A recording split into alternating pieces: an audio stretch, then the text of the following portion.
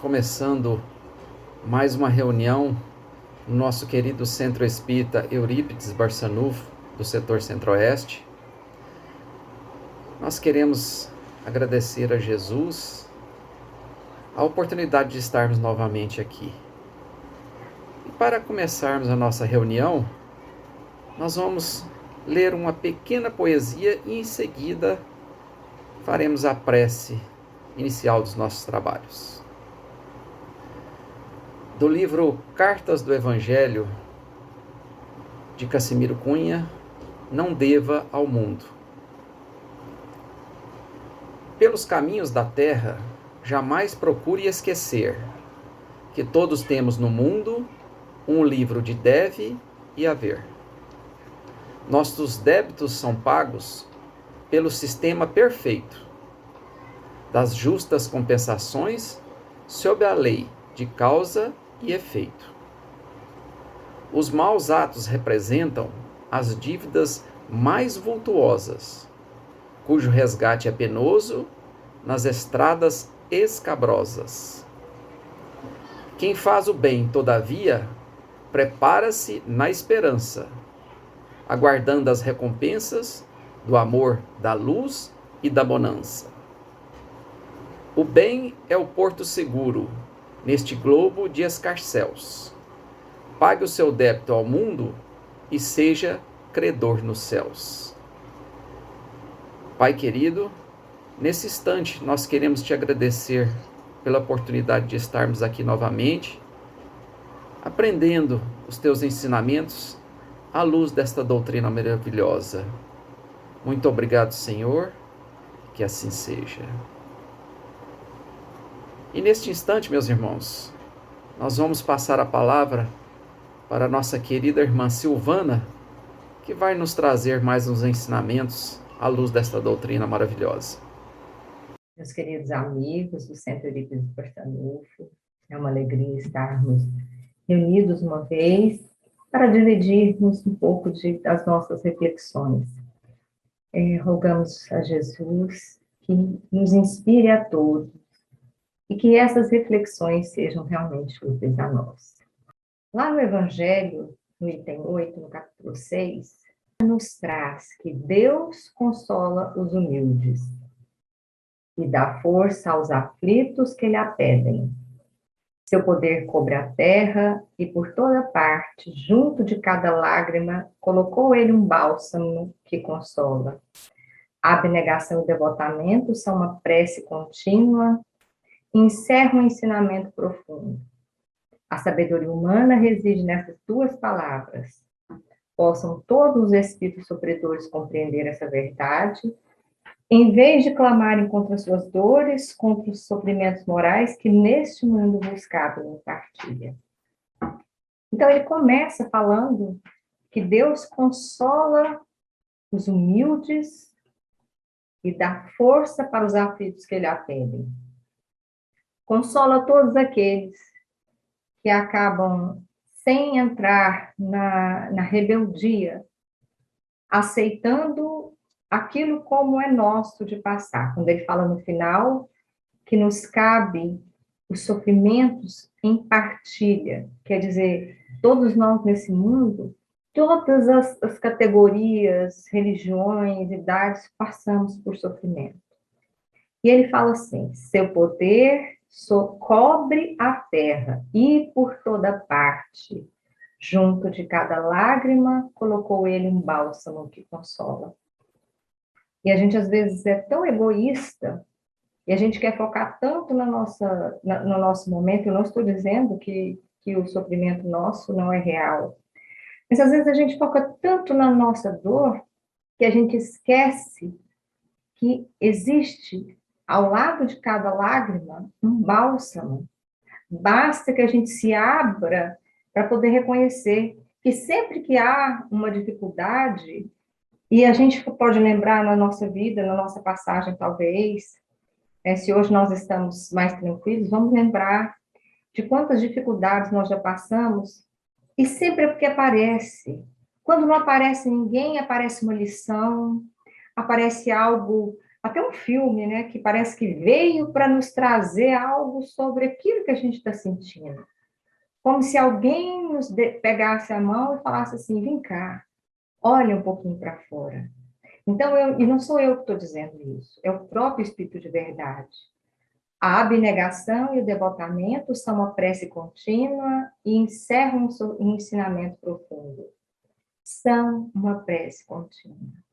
Então, quem se coloca nesse estado de abnegação, de devotamento, o devotamento é quando a gente se engaja por alguma coisa, quando a gente se doa por alguma coisa. E a abnegação é quando a gente se doa realmente por amor. Então, quando nós temos isso no nosso, como lema nosso, eu acho que ainda em aprendizado, eles são uma prece contínua. E ele nos traz sabedoria. A sabedoria humana reside nessas duas palavras, porque a abnegação e o devotamento nos dá a consciência de que nós estamos aqui de passagem. Nós enquanto seres espirituais, somos muito maior do que esse simples momento, do que esse corpo. Possam todos os espíritos sofredores compreender essa verdade, em vez de clamarem contra suas dores, contra os sofrimentos morais que neste mundo vos cabem em partilha. E ele continua: tomai, pois, por divisa essas duas palavras, devotamento e abnegação, e sereis fortes, porque elas resumem todos os deveres que a caridade e a humildade vos impõem. O sentimento do dever cumprido vos dará repouso ao espírito e resignação.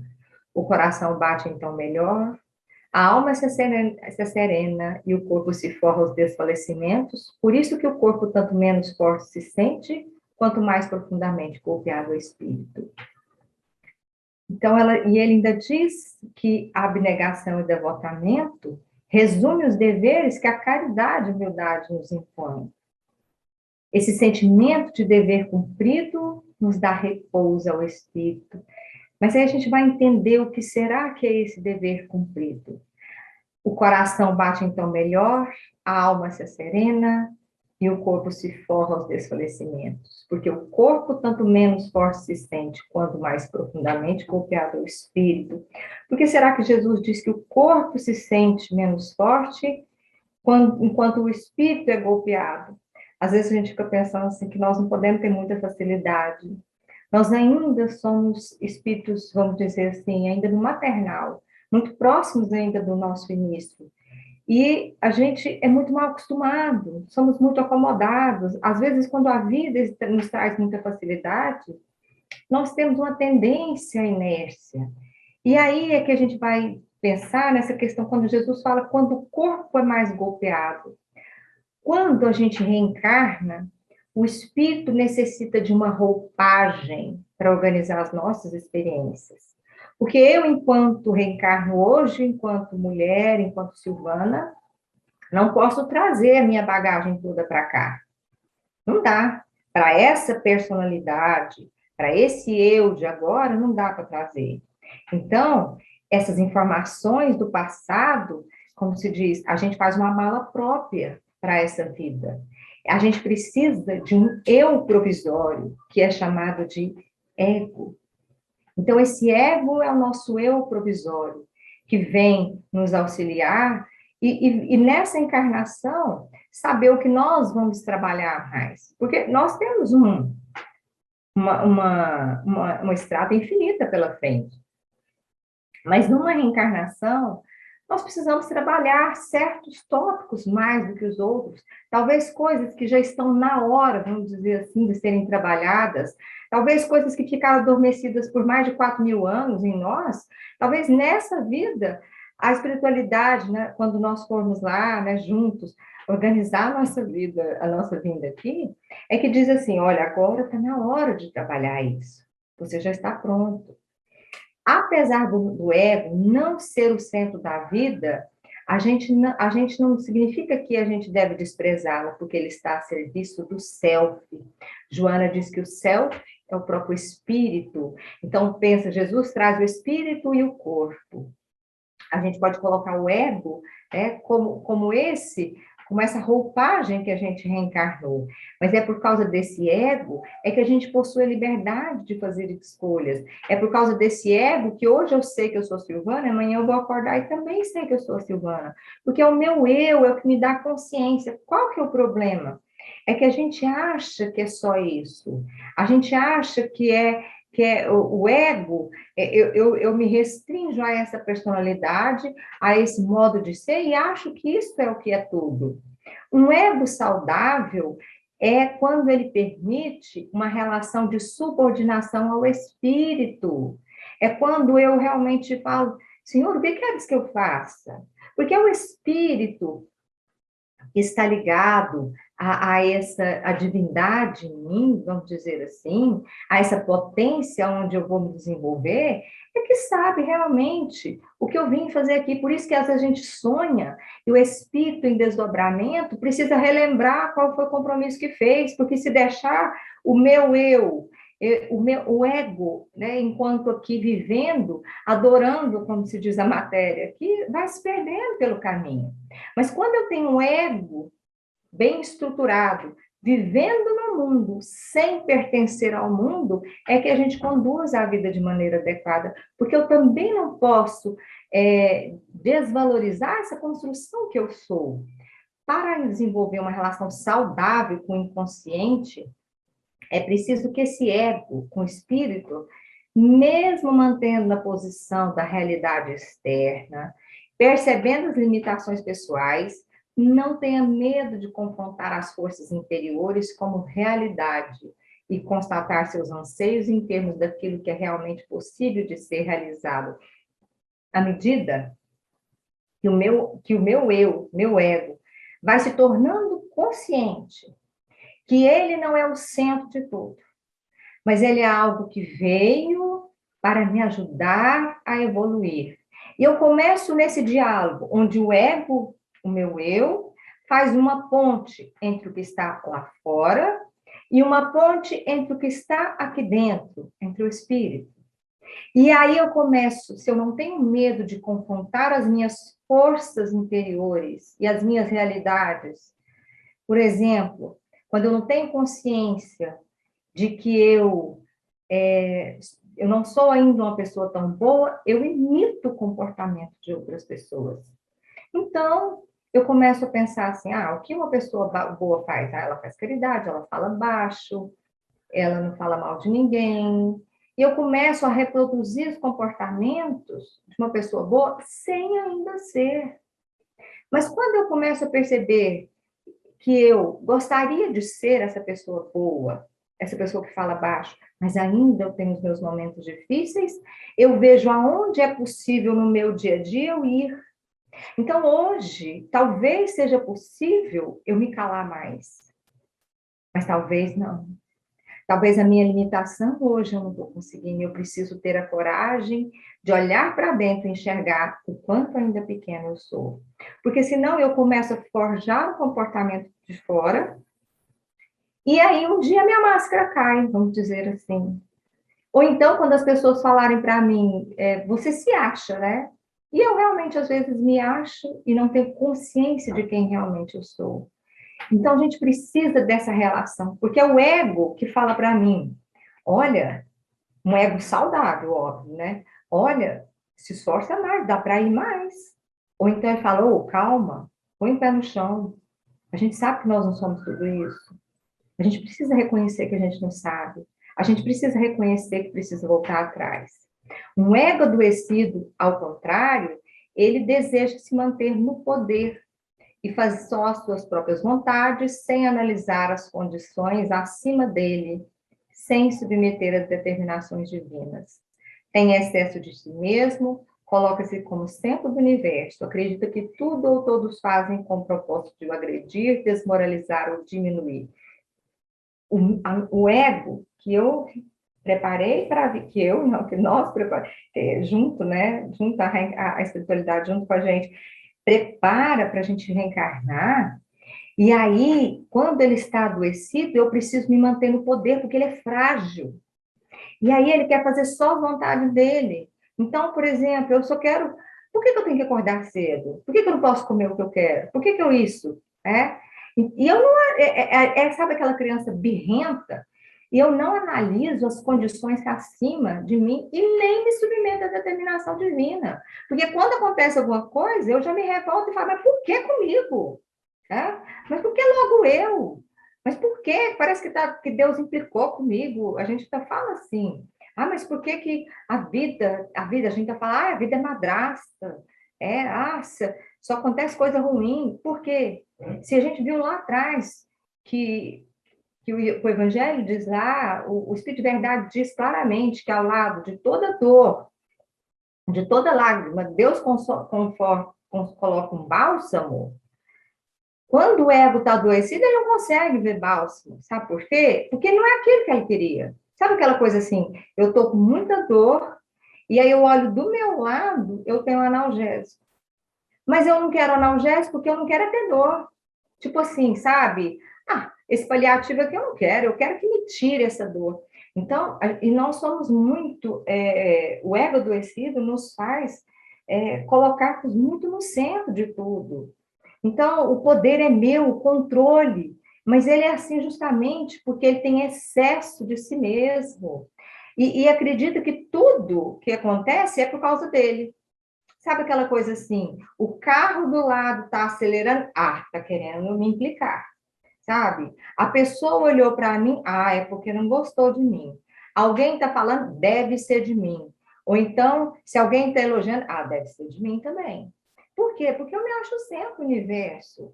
As pessoas, às vezes, elas não estão nem como você vendo a gente, mas a gente acha que aquele olhar incriminador é para a gente. Por quê? Porque o problema é o meu ego adoecido.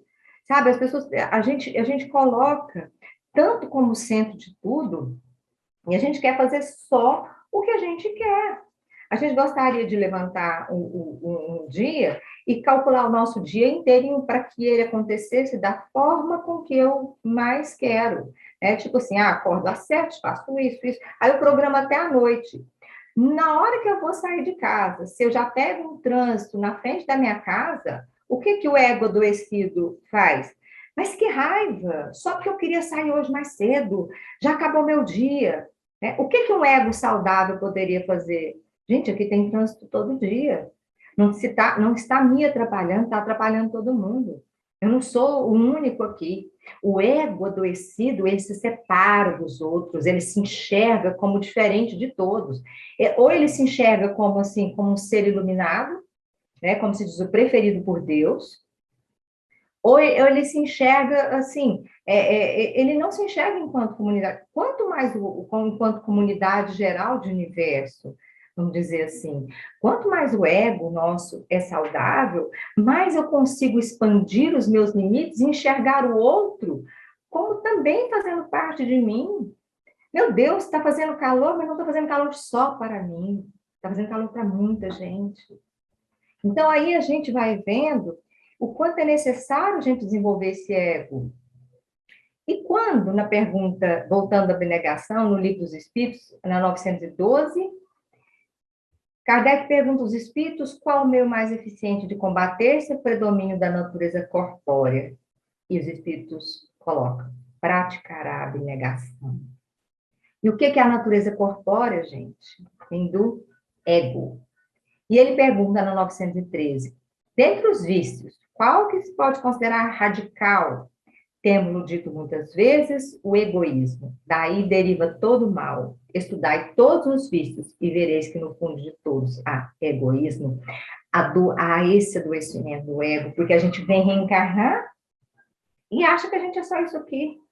Meu Deus, eu não sou, eu estou. Porque eu sou muito mais do que tudo isso. Eu estou branca, eu estou mulher, eu estou servidora pública, eu estou mãe, porque nada disso me pertence. Porque eu sou muito mais que isso. E eu estou falando assim do meu exemplo, mas cabe no exemplo de todos vocês. Então, no fundo de todo vício, e aqui não cabe só a questão dos vícios materiais, mas vícios enquanto, ao contrário das virtudes, vamos dizer assim, em todos, no fundo de todos, há egoísmo. E aí, na 917, ele pergunta, então, gente, qual que é o meio de destruir o egoísmo? E os Espíritos respondem, de todas as imperfeições humanas, a mais difícil de desenraizar é o egoísmo. Porque se liga à influência da matéria, da qual o homem, ainda muito próximo da sua origem, não pode libertar-se. É o nosso caso, né, que estamos bem mais próximo da origem do que lá, no meio do caminho. Aí, olha só, ele ainda completa assim: o egoísmo se funda na importância da personalidade. Ora, o espiritismo bem compreendido, repito, faz vir as coisas de tão alto que o sentimento da personalidade desaparece de alguma forma perante a imensidade. Ao destruir essa importância, ou pelo menos ao fazer ver que a personalidade naquilo que de fato ela é, ele combate necessariamente o egoísmo. Ele se funda na importância da personalidade. E o Espiritismo faz ver as coisas de tão alto. Por quê? Porque às vezes nós estamos passando um ano difícil, mas quando eu olho por cima, acima da minha personalidade, eu começo a perceber que, meu Deus, a vida é tão longa. Essa aqui é um instante em toda a eternidade. Isso aqui tudo vai passar, porque não sou eu sou que sofro. As pessoas podem, às vezes, estar rindo por fora, mas estão só chorando por dentro. Então, a gente começa a ver que a gente, não é que a gente não é nada, mas a gente é importante, sim, mas o outro é tão importante quanto nós. E ele coloca assim: é o contato que o homem, ainda na 917, experimenta do egoísmo dos outros que o torna geralmente egoísta, porque sente a necessidade de se pôr na defensiva. Vendo que os outros pensam em si mesmos e não nele, é levado a ocupar-se de si mesmo mais que o dos outros. Olha só, achei isso tão interessante, porque a gente fica vendo hoje o estágio, o momento que a nossa Terra está passando. Quando ele experimenta o egoísmo dos outros, a gente se torna mais egoísta. Por quê? Porque eu quero me defender. O egoísmo, então, é um ego que se defende porque, no fundo, é frágil. Porque, no fundo, porque quer parecer mais, porque tem medo, ele quer controlar, porque tem medo, ele precisa se defender, porque tem medo, ele precisa falar mais alto do que o outro, porque tem medo, ele precisa agredir, porque tem medo. Então, quando a gente vê hoje ainda esse mundo com tanto egoísmo, né? Cada um tentando defender só a sua parte, só a sua ideia, só o seu lado, aí a gente também vai se tornando mais egoísta, porque a gente fica com medo. É como se a gente dissesse assim: se eu não me defender, quem vai me defender? Então, mas isso é o contrário que o Espiritismo nos prega, porque se Deus está no controle de tudo e sabe mais do que todos nós, quem deve nos defender é Ele. É óbvio que cada um de nós tem que fazer a nossa parte, mas tem coisas que não nos cabem. Jesus já dizia: a cada dia basta a sua aflição.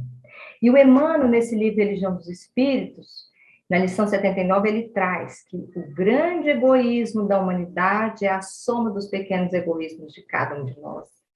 A gente fala assim: ah, mas a humanidade está tão egoísta. Está mesmo, porque é a soma do meu egoísmo, do seu, do nosso egoísmo, que faz a humanidade estar assim. Sofrer por obrigação é resgate humano, mas sofrer para que os outros não sofram é renúncia divina. Então, esse sofrimento nosso, que é a nossa obrigação, é resgate humano. Mas quando eu sofro para que o outro não sofra, isto sim é renúncia divina. Ninguém sabe se existe virtude nos prisioneiros da expiação. Entretanto, a virtude mostra-se viva em todo aquele que, podendo acolher-se ao bem próprio, procura acima de todo o bem para todos. Olha que coisa linda, gente. A virtude mostra-se viva quando eu, em vez de pensar só no meu bem próprio, eu procuro, acima de tudo, o bem para todos. Eu não estou defendendo apenas o meu eu. Eu começo a estender e olhar todos. E aí ele fala disso sobre a questão da abnegação. E ele continua: se podes exigir e não exiges, Se podes pedir e não pedes. Se podes complicar e não complicas. Se podes parar de servir e prossegues servindo, estarás conquistando o justo merecimento. Não vale, pois, reclamar a abnegação dos outros para a melhoria do mundo, porque o próprio Cristo nos ensinou, à força de exemplos, que a melhoria do mundo começa de nós. Olha que fantástico.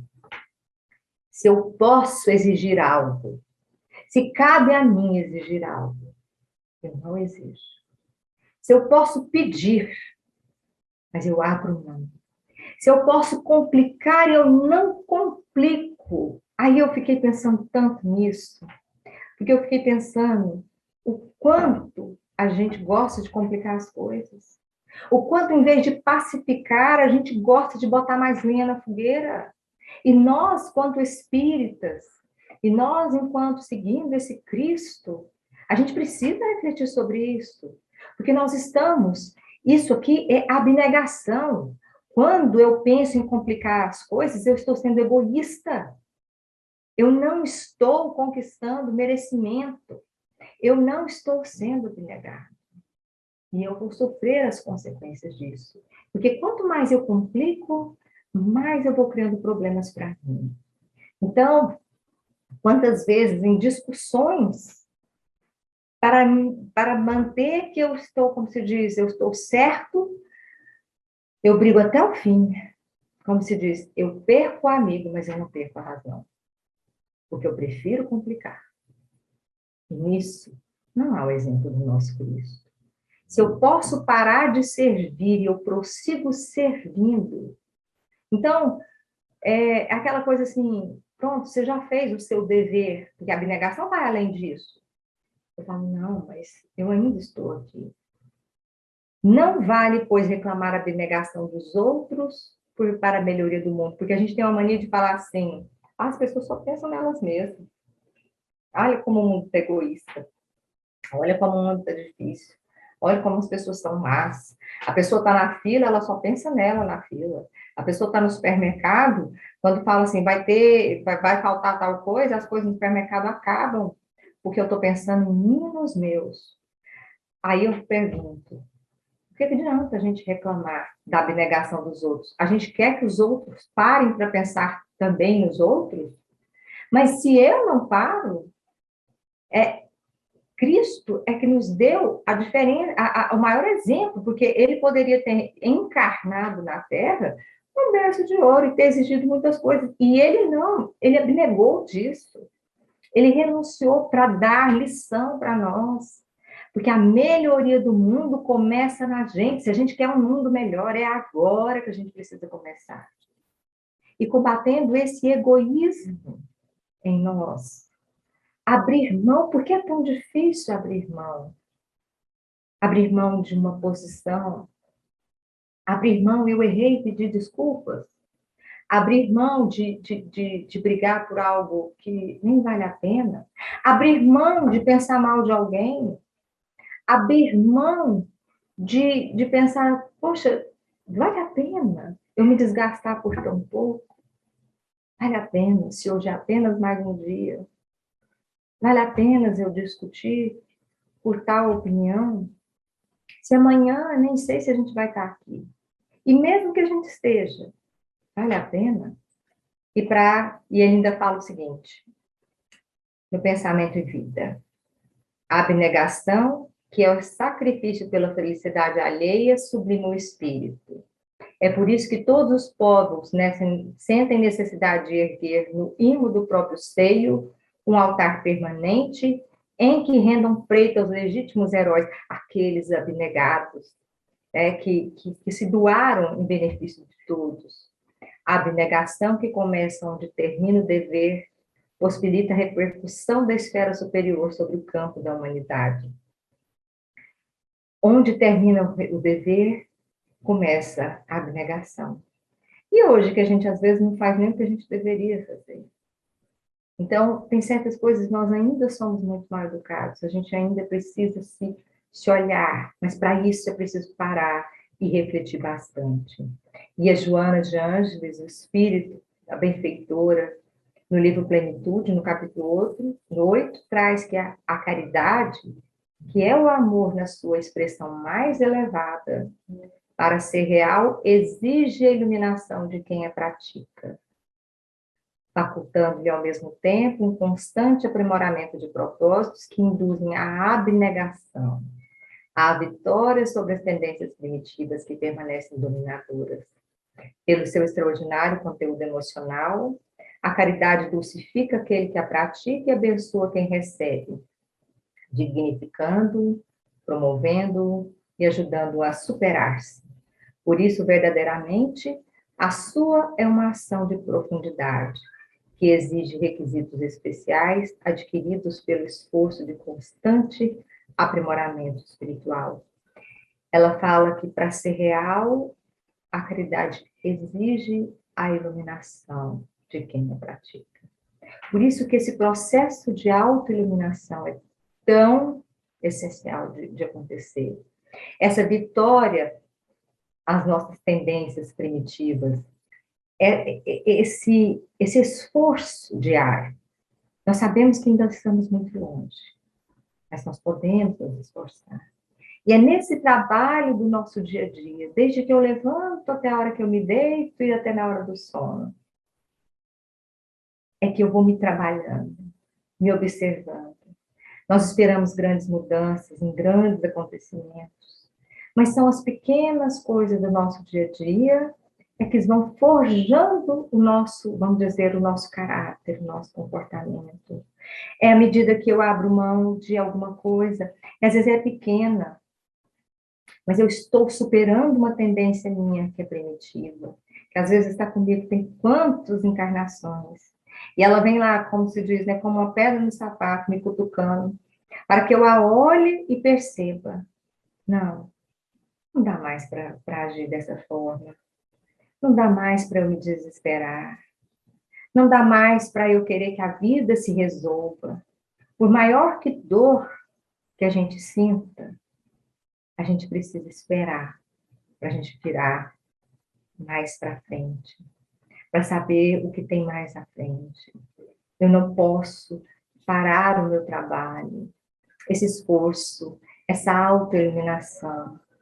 E esse trabalho desse ego saudável, aonde eu olho para mim e vejo, eu sou um ser importante, eu sou um ser divino, que teve a bênção dessa reencarnação, mas eu não sou melhor do que os outros, porque aquele irmão que está lá fora pode ser eu amanhã, e eu posso ser ele.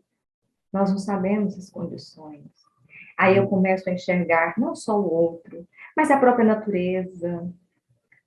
Olho, como se diz assim, para o mundo ao meu redor, não mais separado, mas no movimento único de que todos fazemos parte do nosso Pai. Que Jesus abençoe a todos. Eu espero que essa reflexão possa ter sido útil. Que Ele continue sempre conosco.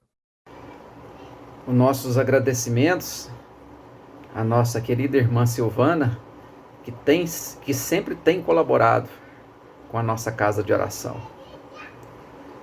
Bem, meus irmãos, nós agora estamos passando para a segunda parte dos nossos trabalhos da noite de hoje, que é o trabalho do passe e da fluidificação das águas. E para tanto, nós contamos com a colaboração da nossa querida irmã Marli, a qual nós passamos nesse instante a palavra. A bondade se estenda sobre tudo que criastes. Piedade, meu Deus, para aquele que vos não conhece. Esperança para aquele que sofre. Que a vossa bondade permita aos Espíritos Consoladores espalharem por toda parte a paz, o amor e a esperança. Senhor, te pedimos nesse instante, em benefício de todos os irmãos encarnados, desencarnados, os nossos irmãos que se encontram acamados. Muito obrigado, Marli, por esse importante trabalho que com certeza tem ajudado muitas pessoas. Meus irmãos, nós estamos chegando ao final de mais uma reunião da noite de hoje, sempre agradecidos a Deus, a Jesus, a espiritualidade amiga e a todos que colaboraram com a nossa reunião. Nós, para terminar a nossa reunião, nós vamos convidar o nosso querido irmão Jeová para fazer a prece final dos nossos trabalhos. Um grande abraço a todos, uma boa semana, na paz de Jesus. Senhor Jesus, Maria Santíssima, agradecemos pelas lições, pela palestra, pelas orientações recebidas nesta noite e pedimos a Jesus e a Maria Santíssima que protege todas as pessoas da Terra, principalmente as que estão passando por dificuldades neste momento. Pedimos ainda a sua proteção a todos os nossos familiares. E em seu nome, encerramos a reunião desta noite com a oração que Jesus nos ensinou. Pai nosso que estais no céu, santificado seja o vosso nome. Venha a nós o vosso reino e seja feita a vossa vontade, assim na terra como no céu. O pão nosso de cada dia nos dai hoje. Perdoai as nossas ofensas, assim como nós perdoamos a quem nos tem ofendido. Não nos deixeis cair em tentações, mas livrai-nos de todo mal, pois teu é o poder, o reino e a glória para todos sempre. Boa noite a todos e uma bela semana a todos.